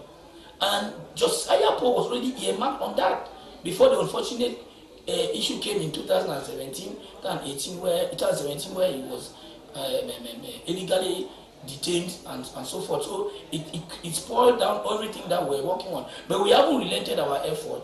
We are still on that base, and we feel that since we are a federalist, about 80% of Anglophones are staunch federalists. It is of recent that due to the poor handling of the Anglophone crisis that radicalized many people, but we are majority of us of the Anglophones are federalists, and I bet you that many Anglophones, Francophones, themselves, that we've contacted, that we've consulted, majority are in for an Anglophone president that will guarantee a unanimity, because we know of the internal division, internal hatred that looms between people from certain regions within the country. But when it comes to an Anglophone, all of them have unanimity and give them full support because of what the Anglophone, Anglo-Saxon culture stands to benefit, Cameroonians stand to benefit from the Anglo-Saxon culture in all domains. So I think PAP is for that. We have been working on that, doing backdoor, a lot of consultations, and we are calling on all Cameroonians to work on that, and especially our brothers from the English-speaking regions, to see how we can push forward this agenda. And 2025 is not far. We need to put in an Anglophone candidate, irrespective of who that candidate is, provided it is a unanimous thought within the Anglophone to feel that that candidate, who feel that that candidate bears the weight or bears the solution that can guarantee our living together with our brothers east of the Mongo. Thank you. Thank you very much, Mr. Njangtabe Dennis, who is the national president of the PAP party. Barrister, you have been silent for so long. Now, how do we get this to work? What are the possibilities? What are the steps to be taken to achieve what we're talking about here? Yes, taking into cognizance that we are living a very difficult time in the English parts of Cameroon, I think the first thing would be to restore peace. Try to bring back confidence between ourselves, because Anglophones or Cameroonians do not more believe on politicians. That's the truth. Be it on the French or on the English parts of Cameroon, we have lost trust in our politicians. So any Anglophone who comes up today to say he wants to be president, people will be skeptical, because they will be questioning themselves. Are you coming maybe for your own personal interests? Or are you coming to restore peace? Or are you coming to give us the state we want? So you see, a lot of questions. So the best thing would be to try to see how we come back to normalcy. That's the first thing to be done. If not, it will be very, very difficult for an Anglophone. Secondly, then the Anglophone candidate should be able to see how he can embrace a political party, a trustworthy political party who is, because independently is impossible. People have lost trust with the SDF. That's why you see a majority of Anglophones went to MRC. Within the MRC too, Anglophones are seeing that their space, for example, somebody like me, that their space is no more there. Is he going to go back to SDF? You see, you are just lost among SDF. You think of going to PAP, you are confused. So you see, we are still searching for that political party that will be trustworthy, because even within the CPDM, at times you say, okay, let the Anglophone even come from the CPDM. When you look at the CPDM, their way of doing things, you look around, you don't even see who you can put your trust on. So you see, all these things are just coming into your mind, troubling you. You're asking yourself, how do we proceed? Well, to me, I think that if we really carry the aspirations of an Anglophone to be president of this country, the man needs to be bold enough, courageous enough, because it will not be an easy task for you to convince or to try to pick all those pieces. Make the decision, first of all, to see which political party that will carry you. See how you can take support from the French speaking, because if you only want to rely on just Anglophone, Francophone, you might not have the necessary support. Try to see which Francophone brothers can carry you along the process. I think that if you proceed that way, you are likely to stand, and as the status quo, the best for now, the best political party that an Anglophone can even think of eyeing to have the French support is CPDM. If you think that it is within SDF, you are failing because you meet on the way separatist. If you go to MRC, you will meet on the way maybe radical Francophones who will not want to even accept you. So to me, I believe, it's just being objective. It's not a matter of suspecting me. When you look critically, people have lost faith in SDF. And they have not lost in the CPDM. Within the CPDM, they have lost, but a majority are Francophones, who can still give you their sympathy. But within the CPDM themselves, which Anglophone are you seeing there? Apart maybe from the Prime Minister that I'm seeing, who is trying his own possible best, all the other persons have diluted themselves. Ngole, you don't know, nobody can trust that one. you look Peter Mafani, nobody can trust. No, just to tell you that even within it is very difficult to identify somebody. Barrister Tamfu, please. We are not here to name persons. No, please. Because I tell when you see some of these anglophones come in the name of the umbrella of CPJ, I listen to them talk. An anglophone who is from the CPJ, will come openly and tell you that anglophones have no problem. No, School is going on when he himself knows very well that from the beginning of the school year, whether it was on the which September, something like 7, schools have not been operating the bed. And Anglophone CPJ will come here and tell that no, school is moving there. You see that it makes it they work very difficult. Leonard, I want to address this issue of loss of confidence and trust in politicians. And I want to make this very clear that it is not uniquely a Cameroonian thing. It is a global issue. Okay. Politicians are not trusted anywhere in the world. I was in the United States, and there, they don't trust any politician. In fact, many Americans go to the poll, and they will tell you, talk to Americans, they will tell you they're choosing between two devils. That is what they're going to tell you. They will you go to Britain, just go to anywhere, move next door Nigeria, go to Ghana, go to South Africa. Are you saying everywhere that politicians, because politicians trust him? It's not. Politicians are not trusted. And do you know why? It is very difficult to trust politicians because the expectations of people, citizens generally, are too high. And most often, these expectations are not always being met. I'm telling you, even in Western worlds, politicians are not, they try. You see them try. I mean, the politicians, when they win election, they try. But they cannot meet with those expectations of the people. And so this is what happened. They vote A. They expect so much. They think that is coming to transform everything. It's coming to change everything. After 3-4 years, he cannot do that because he's just human, like any other person, and he cannot do it. And they lose trust. They vote B, thinking that B is going to come and do that magic that A failed to do. And at the end of the day, B is unable to do the same thing. C comes up, nothing. And so for that reason, do you think that I hear you people calling names of some people here simply because they don't belong to a political party, they stop becoming human like you and I? They stop becoming humans like those people who are in political parties? Because we seem to believe that because somebody does not belong to a political party, that person is a saint. Oh no, he is human. He is like any other person. Put him into politics.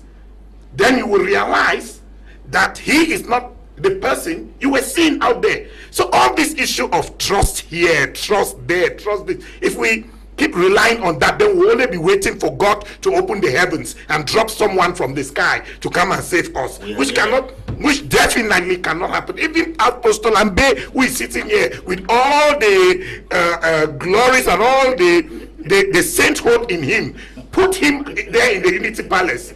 2 years after, Cameroonians will be disappointed. No. At one point, it's not like stop. Let me explain. Sorry. No, listen. Let me tell you. I'm just telling you that what I'm saying. In other words, is that talk about yourself. No, listen. What I'm saying is that you are not getting the point. What I'm saying is that you are human. You will try. You will try as much as you can, but you will not be able to satisfy everybody. Are you telling us that even those of you who are aspiring to go to there will not expect anything from people? You are not getting me. I'm not saying that you should not expect anything. Yes, Adam and what I'm saying is that in the garden they had everything. Leonard, what I'm saying is that Leonard, what I'm saying is that you will try. It's not like you're not going to do anything. You will try. You do your possible best, but you are dealing with people, and these people have a variety of expectations. And you cannot meet every single person's expectation. You cannot. And at some time, you will fail at some moment, not because you like to fail, but because you cannot meet that. So when I say all this, where do we go from here? What I'm saying is that we should learn to trust some people. We should learn to trust people. Trust politicians. Of course. You must trust. You don't want to trust. Who do you want to trust? Every president will be a politician now. Everybody who becomes a president will be a politician. Who else will not be? Even if you go and pick a reverend pastor, if you bring the prophet who is there in Nigeria and our man in Boya there, bring him, put him in that position, he becomes a politician automatically. He becomes a politician, and that is where it becomes difficult. So what I'm saying is that as human beings, at some point we just need to trust the people that we put there, and when we do that, they will try their best. All we need is a strong institution. That's what I'm talking about. Yes, and that is what the United States is good at. They have a strong institution, so they can have somebody there for 4 years, and after 4 years, that person is flushed out. Or after 8 years, the person is flushed out. Getting the point. So what we need is not a trusted person that is voice of any form. No. What we need is a strong institution that will put that checks and balance. And coming to this issue of an anglophone president.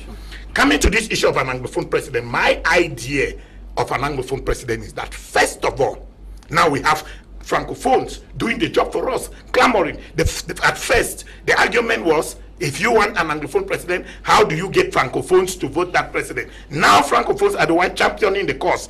It is now left for the anglophone politicians to come together. All of them first come together, sit down and decide and said, okay, we are on this table. Let us look among ourselves and see who can handle this thing, who can bear this cat. And they have that conversation and choose one person to be the flag bearer. And at that time, if francophones are saying that they are now advocating for an anglophone president, if they turn around and you cannot offer them that candidate who they can vote for, then we have failed. So therefore, our politicians who are anglophones first have to come together, talk among themselves, and identify one person. And all of the anglophone leaders rally behind that one person. Just like you said, even though I just disagree with the fact that the one person has to be from anywhere, must come from outside. It must not come from outside. If it comes from outside, fine. But it must not come from outside. Even within political parties. Yes, even within political parties, we have individuals who are trusted. They may not be the leaders of political parties, but they are within political parties. And they have what it takes to be the leader. And so therefore, if they come together and then they identify one person and say, this is the person, and they rally behind that person, in waiting, when francophones have done their mobilization and say, now you present to us this candidate that you say you want an anglophone president, we should be able to say, this is the person we have identified as our flag bearer. Failure of which we as anglophones have already failed. We have failed. And if we should be careful when we keep talking about issue of insecurity. Look, I'm sorry to say this, but the secessionist movement, I'm not attacking them, but the truth is their approach has been counterproductive to anglophones. We have moved several years behind because of this so-called anglophone or secessionist movement. Why? Because it was not well thought out, it was not well planned, it was just done in a kind of disorderly manner. The people who are leading it themselves are so disorganized, so divided, so polarized.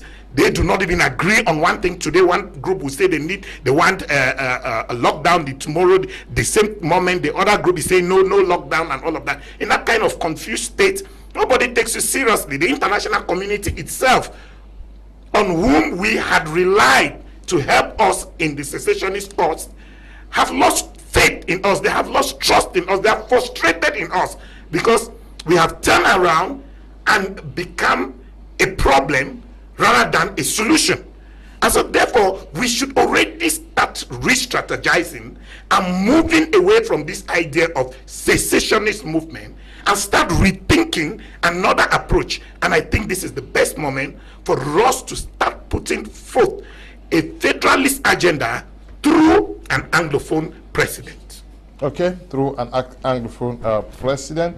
So many people are also expressing their views. Let me take some of them. Hi, my Media Prime Group, and I, Isa from Washington, from Boya. The solution of Anglophone problem is because of long time being in power for over 40 years. That power is in the hands of Francophones, and this time now it's Anglophones will be president. Hi, Mr. Leo. Apostle Ambe is indirect politicians. Ali, writing from Boya. So, Mr. Okay, they say politician, yeah. Good evening to you, Mr. Leo, and all your panelists. Courage to you all. Mabo Eric, watching from Yaoundé. Good evening to you all in the studio, and Madam Alima, watching live from Boya Bokwango. Good evening, Mr. Leo. I'm watching from Babensi, one is Sapa. Okay. Good evening. I'm Arif from Kongsamba. An Anglophone president is the only solution to saving Cameroon and at least ensuring the country can stay united. Someone who has never served in the government, because all Anglophones currently in power have refused to even admit that their people are suffering. Okay, Anglophones are known to be straightforward people by almost every Francophone and being subjected to marginalization for 62 years. Okay. Good evening, Mr. Liu. It's Anna watching from Bambili. I'm enjoying the show, and Apostle Ambe, more grace to you people in the studio. Oops. Good evening, panelists. I'm enjoying the program. Emil, Barboy Business Center behind Bomenda. Okay. Good evening, Mr. KUM. Welcome back from the white man's land. I think we need a president who can be able to travel to Womb by land and see the death trap called a road and come up with immediate solutions. I'm Sir Ewan Andrew, watching from Fungom village. Okay, good evening to you, my brother. Election is by majority. The SDF says Francophones don't understand Anglophones issue. If you put any candidate and all Anglophones vote, will they be majority to win presidency? Gilbert is writing from Amanda. Good evening, Mr. KUM. Is because of the covenants that was made by the leaders of all again. Okay, the Anglophone, okay. Greetings to everyone watching and to the speakings at the studio. Angie Desmond watching from Malabo. Good evening, Mr. Leo. I'm Emmanuel from Bamenda. The topic of today is really interesting. I think Samuel Eto'o will be the right man for the presidency. Cameroonians love him, okay. Hi, good evening, Mr. Leo and the panelists. I'm watching from mile 16 Boya. Enjoy the topic of today. A special greetings to Apostle Ambe from Asson Gaston. Good evening, Mr. Leo. I'm Clifford watching from Yaoundé. I'm sincerely enjoying the show. Okay. Edmond watching from Cape Town, the Green City, chief town of Peme Division. Good evening, Mr. Leo. I don't really believe that if an Anglophone becomes president of this nation, the Anglophone problem will be solved. Because when power will go, return back to the other people, they are still going to take us back, okay, to where we were. Okay. Now, Apostle Ambe, what should be the steps to be taken for an Anglophone to become president in Cameroon, if that has to happen? Constitutionally, I've already mentioned that. Okay. Within the cycle of the Anglophones themselves, pride should be dropped. One of the things I've learned among us Anglophones is that we are too arrogant and we are not willing to accept that some people are better off than us. Not everybody is created with the same ability. People have charisma, skills, and competence in different areas.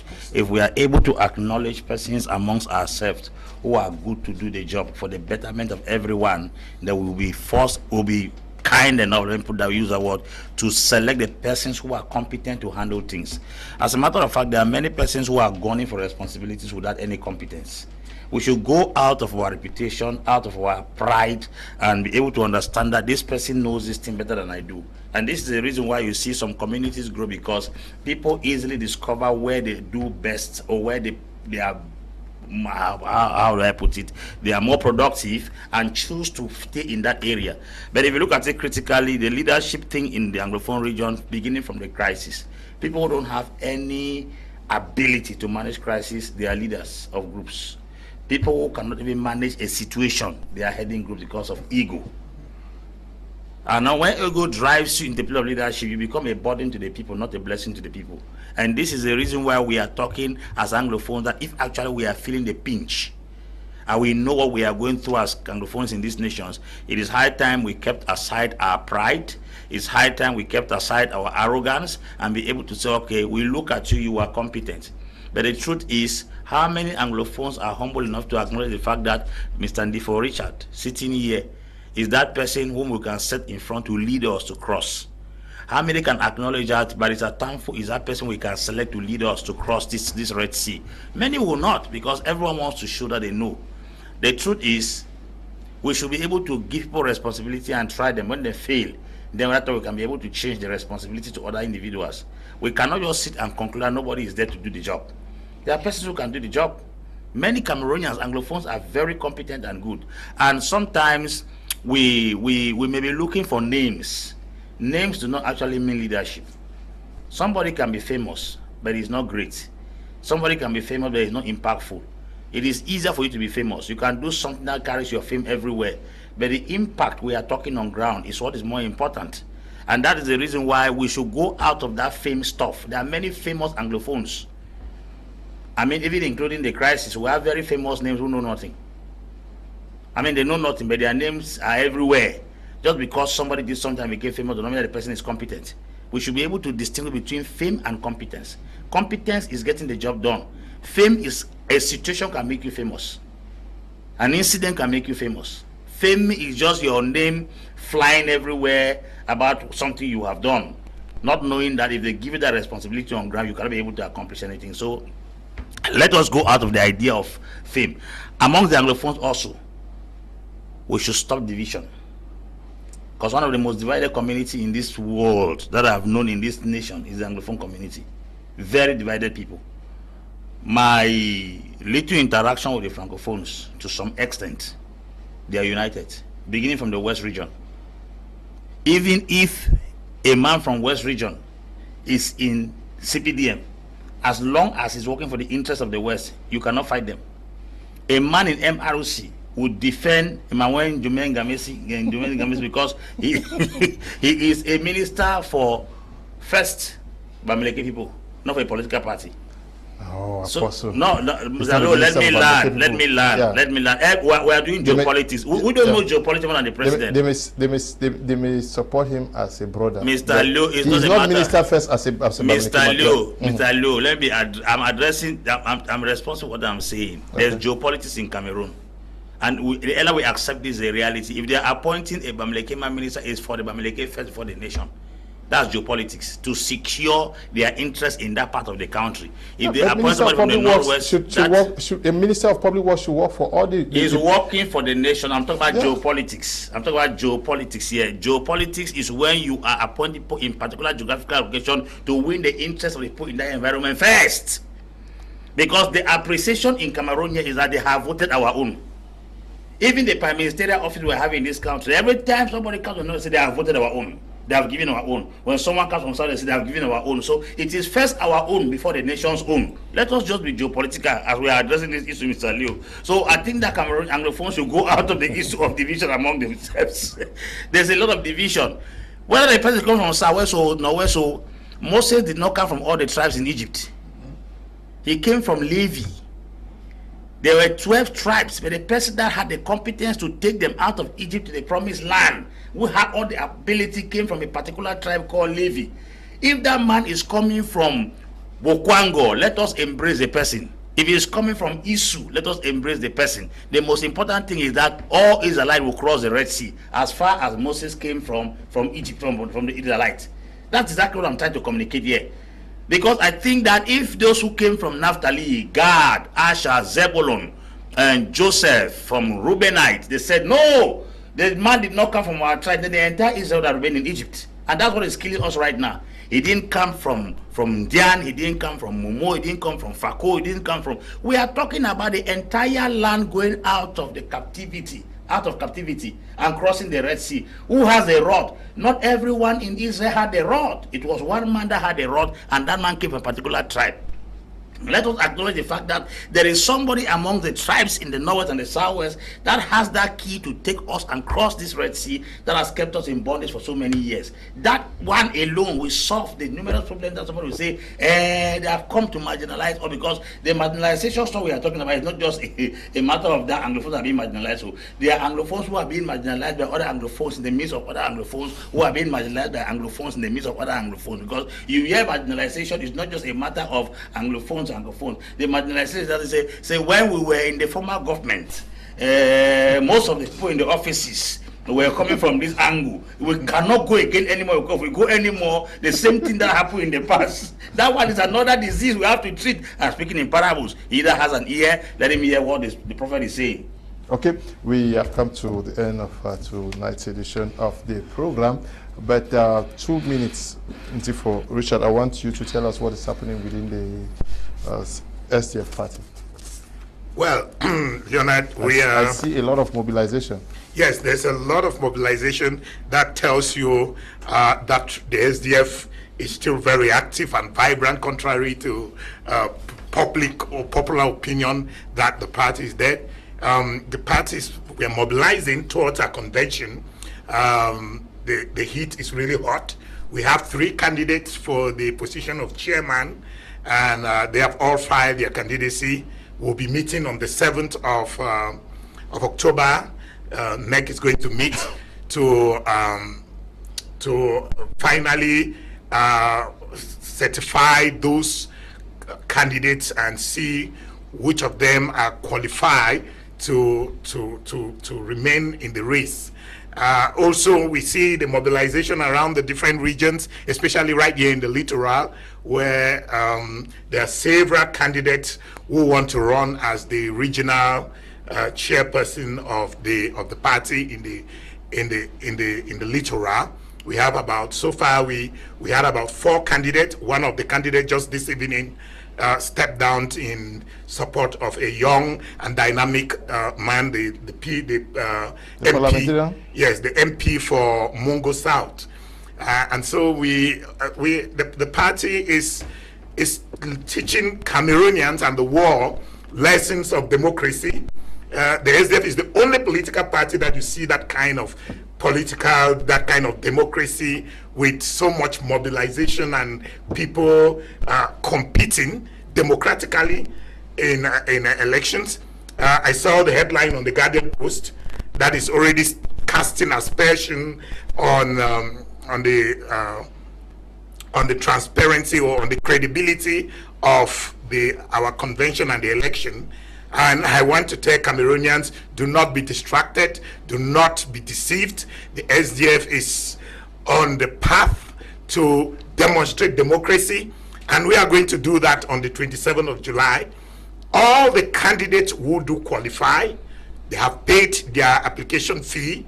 Their wards and districts and region have certified that they have good morals and do qualify to run as chairperson, will be allowed to run. No single person in the party can have that decision to reject anybody's candidature, except for very good reasons, because our party constitution is clear on what qualifies anybody to become the chairperson. And if you are on constitutionally rejected, you have the constitution and you can always take it to the disciplinary committee of the party, and that decision will be overturned. So I think, and even those who were dismissed from the party, they still have one last chance. That is interesting. They still have one last chance. They can come to the National Convention and file their complaint at the National Convention. And if the over 3,000 delegates vote to overturn the decision that was taken by NEC, they may still come back to the party. So that is how organized and how democratic the SDF is. So nobody should be distracted, nobody should be deceived. We are a democratic party, we are a structured party, well organized, and our national convention on the 27th is going to prove just that. Okay, what are your plans? We are inviting Barrister Tamfu to join us. The way he has started speaking, I'm seeing him moving towards the CPDM.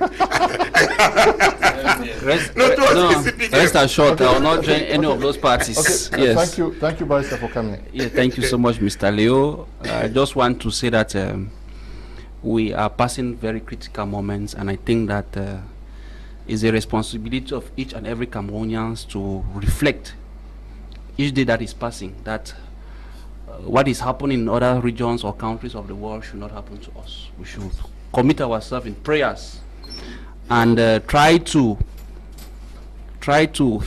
maybe tell those people who continue to fit President Paul Biya that he should stand as presidential candidate, because these people who think that they are saying that no, the president should still come and stand, I think, to me, those are criminals and those are enemies of this republic, because no, I'm telling you, because we are passing through a difficult process now. My media prime and prime are take exception to describing persons as criminals. You may you may not agree with their opinions, but you don't call them criminals. No, but those are enemies. So when you are enemy of the republic, what are you? What are you? Meaning that you want the country either to take up a different direction. So to me, that's I take responsibility constitutionally, do they have the right to say? Honestly, Mr. Lo, this is a serious topic that you're always making me to laugh. This is a serious thing that I'm trying to put here. Listen, Cameroon is at a verge of witnessing what we see in other countries, which I don't pray for, because peace is what we so much cherish in this country. And I think that if we are serious, if we are God-fearing, we should not allow people who come and put up something to instigate this country into maybe a turmoil.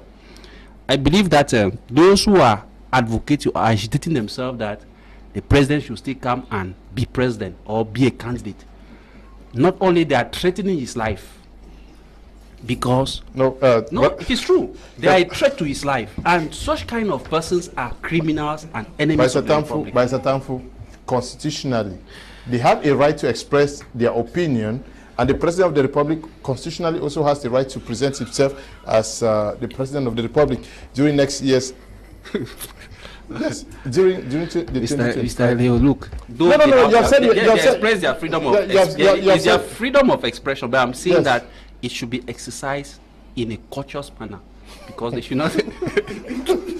What is violent in what they are saying? Thank you, Apostle Ambe, for coming, please. Yeah, thank you, Mr. Leo. The judge to be here. It's been a very strong debate and an interesting one. Okay, we want to thank you all who took time off to watch this edition of the program. Thank you to Eli and Desmond for producing, and to you, Tambe Brian, for supervision. Stay blessed. Bye-bye.